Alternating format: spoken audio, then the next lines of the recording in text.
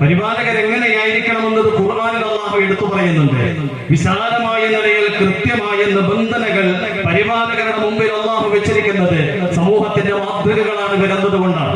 സമൂഹത്തെ നന്മയിലേക്ക് നയിക്കേണ്ടത് ഇവരാണ്. ഇവരെ കണ്ടാണ് മുൻപേ ഗമിക്കും ഗോവിനെ പിൻപേ ഗമിക്കും ബഹുഗോക്കളെല്ലാം എന്ന് പറയുന്നത് പോലെ പരിപാലകരെ കണ്ടിട്ടാണ് നാട്ടിലുള്ള ആളുകൾ സമുദ്ധാരക സംസ്കരണ പാതയിലേക്ക് കടന്നു വരേണ്ടത്. അതുകൊണ്ട് തന്നെ ആദ്യം വിശ്വാസ ദൃഢതയുണ്ടാകേണ്ടത് ഇവനാണ്.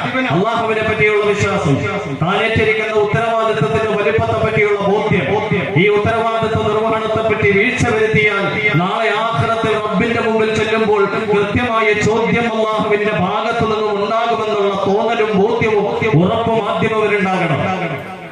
അള്ളാഹുവിന്റെ കൽപ്പനകൾ എങ്ങനെയാണ് അനുകൂലമായ പ്രതികൂലമായ സാഹചര്യങ്ങളിൽ അനുഷ്ഠിക്കേണ്ടത് എന്ന് സമൂഹത്തിന് മാതൃകയാകുന്ന ഇവരാണ് അള്ളാഹുവിന്റെ കടപ്പാടുകളിൽ ആദ്യത്തെ കടപ്പാടായ നമസ്കാരം ഏത് സമയത്തും നിർവഹിച്ച മനുഷ്യന്റെ മുമ്പിൽ മാതൃകയാകേണ്ടത്. ഒരു കമ്മിറ്റിക്കാരനെ സംബന്ധിച്ചിടത്തോളം അവൻ നമസ്കാരക്കാരനല്ല എങ്കിൽ പിന്നെ സമൂഹത്തിൽ എന്ത് മാതൃകയാണ് അവന് നൽകാൻ കഴിയുക?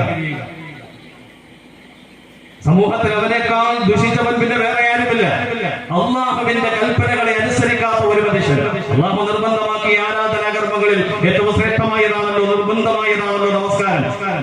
ബാങ്ക് കേൾക്കുമ്പോൾ കവലകളിലോ കൂട്ടുകാരുടെ കൂടെയോ വീടുകളിലോ ഇരുന്ന് സംസാരിച്ചിട്ട് പള്ളിയിലേക്ക് നിസ്കരിക്കാൻ വരാത്ത ഒരു കമ്മിറ്റിക്കാരൻ ഉണ്ടെങ്കിൽ അവൻ പിന്നെ നാട്ടുകാരോട് മഹല്ലുകാരോട് നിങ്ങൾ ഇങ്ങനെ ചെയ്യണമെന്ന് പറഞ്ഞാൽ എങ്ങനെയാണ് മഹല്ല് നിവാസികൾ ഈ മനുഷ്യനെ അനുസരിക്കുക?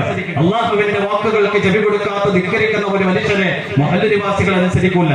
അതുകൊണ്ട് തന്നെ കൃത്യമായി നമസ്കാരമുള്ളവനാകണം ഓരോ പരിപാലന അംഗങ്ങളും. അതേപോലെ തന്നെ സാമൂഹികമായ സാംസ്കാരികമായ സകല വിഷയങ്ങളിലും ഇടപെടേണ്ടവരാണിവർ.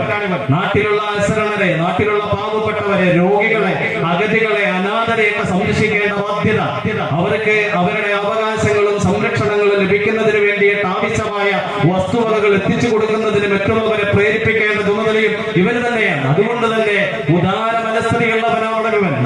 സക്കാത്തും സദക്കയും ഒക്കെ കൊടുക്കുന്ന ആളായിരിക്കണം ഇവനെന്നും പരിശുദ്ധ ഖുർആൻ ഓർമ്മപ്പെടുത്തുന്നുണ്ട്. അതേപോലെ തന്നെ നാട്ടുകാർക്കും ബാധ്യതയുണ്ട്.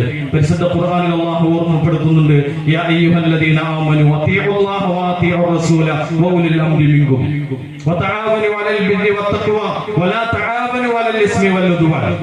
നിങ്ങൾ അല്ലാഹുവിനെ അനുസരിക്കുന്നത് പോലെ, റസൂലിനെ അനുസരിക്കുന്നത് പോലെ, നിങ്ങളുടെ കൈകാര്യകർത്താക്കളായി നിങ്ങൾ തിരഞ്ഞെടുത്തിരിക്കുന്ന നിങ്ങളുടെ നേതാക്കൾ, പള്ളിയുടെ പരിപാലകർ, അവരെ അനുസരിക്കുക, അംഗീകരിക്കുക, അവർ കൊണ്ടുവന്ന നിയമങ്ങളോട് ചേർന്ന് നിൽക്കുക, അവർ അവതരിപ്പിക്കുന്ന പരിപാടികളിൽ അവരോടൊപ്പം പങ്കാളികളായി അതിന് വിജയിപ്പിക്കാനുള്ള ശ്രമങ്ങൾ ഉണ്ടാകുക എന്നതൊക്കെ നാട്ടുകാരുടെ